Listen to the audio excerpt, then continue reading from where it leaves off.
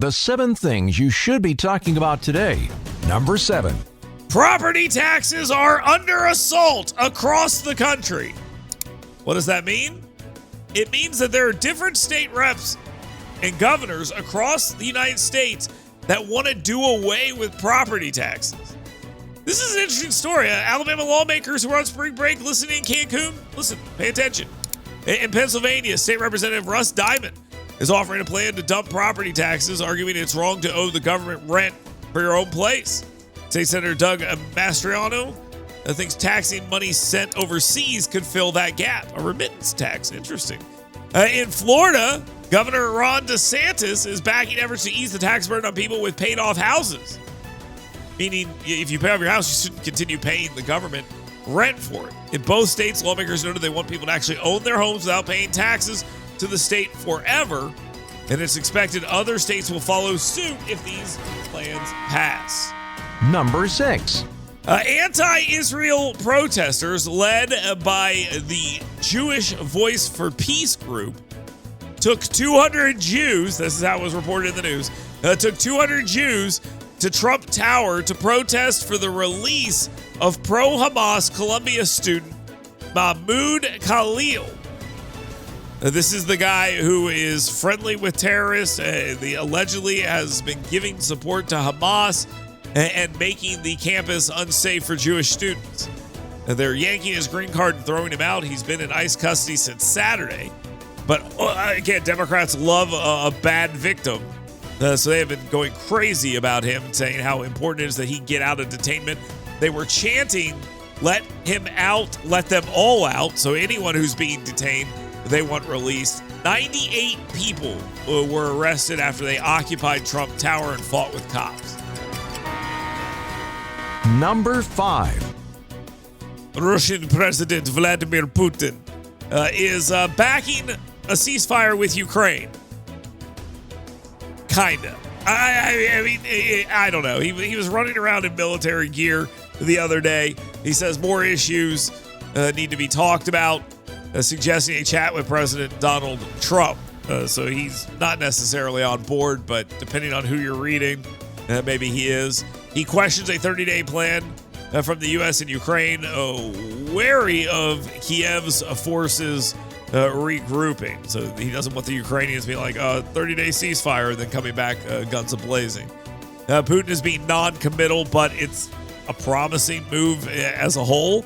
The White House Press Secretary Caroline Leavitt noted that Trump's envoy to Russia and Ukraine is heading to Moscow to meet with Russian officials, and that could include Vladimir Putin. So who knows? Yet, I don't know. Number 4. State Senator Sam Gavan says United States Senator Tommy Tuberville would dominate a 2026 United States Senate re-election race with no serious challengers. But a run for Alabama governor could hit a snag due to a 7-year residency requirement. I heard that twice yesterday. Scott Stathhagen was on my TV show, which airs on Fox 54 in North Alabama, 10 a.m. Saturday and Sunday. And he said the next governor of the state of Alabama is Will Ainsworth. So the gears of Tommy Tuberville's gubernatorial campaign are turning, but the gears of the resistance to that are turning as well. Gavan is worried about Tommy Tuberville getting into the governor's race, scaring off other people, and then getting disqualified off the ballot. When asked about the possibility of an open United States Senate seat, Gavan says Attorney General Steve Marshall or Speaker of the House Nathaniel Ledbetter might jump in. Number 3. The FBI Mobile office, or the FBI's office in Mobile, has worked with state, federal, and local groups in order to arrest a ton of illegal immigrants. This is a joint effort by a bunch of different individuals. 137 illegal aliens in South Alabama have been arrested over the last month. So it's, county, state, federal, all this stuff is going on. Southern Baldwin County has been targeted. There's been a month-long sweep against individuals with violent criminal past, encountering at least one per day on average. Isn't it interesting that once they start going after these guys, they start arresting them? Meaning they've known where they have been this entire time, and we're just like, We're good. You guys just make sure you pick the tomatoes or something. That's fine. So targeting them works. Very interesting. Number 2. A potentially, probably overzealous California federal judge, William Alsup, ordered 6 agencies, including the Department of Defense, Treasury, etc., to rehire their probationary employees. Now, he said that the process to fire them was a sham to avoid statutory requirements. Alsup slammed the Office of Personnel Management for claiming poor performance in the firings, despite workers being able to prove that they had positive performance reviews. The ruling, opposed by the White House, is going to be challenged, obviously, with Press Secretary Caroline Leavitt saying a single judge is attempting to unconstitutionally seize power of hiring and firing from the executive branch, which they're right. This will be blown up by the Supreme Court. This is a power grab by the judiciary. Judicial tyranny. Tyranny. And now time for the number 1 thing you should be talking about today. Back to Alabama United States Senator Tommy Tuberville, the guy who should remain a United States Senator. Tommy Tuberville, in my opinion. He called it correctly. This guy gets it. I don't know. He gets it. You hear all this stuff all the time about Tommy Tuberville and all this negative stuff. The guy understands what's going on. Yesterday, he said that blocking government funding, if done by Democrats, would be, quote, political suicide, end quote. Citing their infliction with the woke mind virus, that's a quote too, and accurately predicting they would cave and come into agreement with the House passed bill. He was right, because as Tuberville foretold, hours later, Senate Minority Leader Chuck Schumer announced Thursday, that was hours later, he announced that he'll back the House GOP bill. Said it's better than a shutdown, giving President Donald Trump and Elon Musk more power.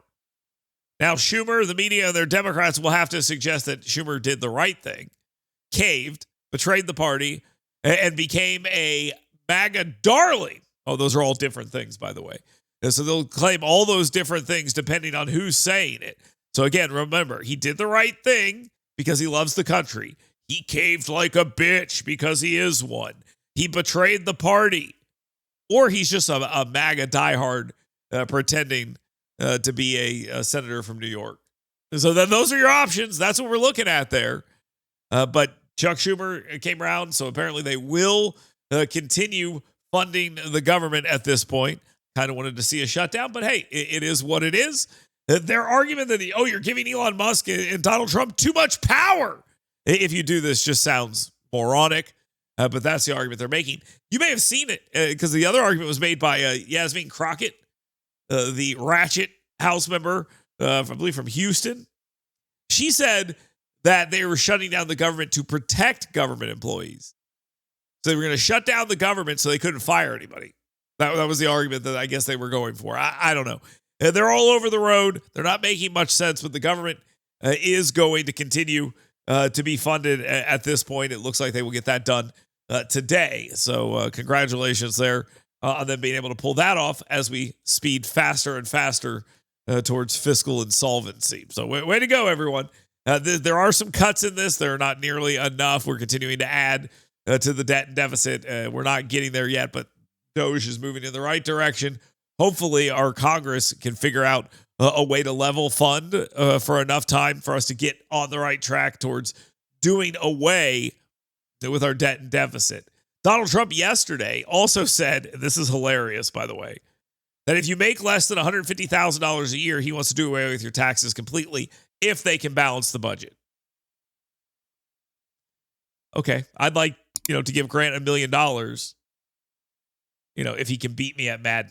So, but none of those things are going to happen. So it just doesn't really seem he has beat me at Madden before, actually, so that's a terrible example. But anyway, it's very unlikely that they're going to balance the budget and then give people no taxes up to $150,000. Just seems unlikely. We got to take a quick time out here because all of that sounds unlikely. But what doesn't sound unlikely is that you can get your questions in right here, right now.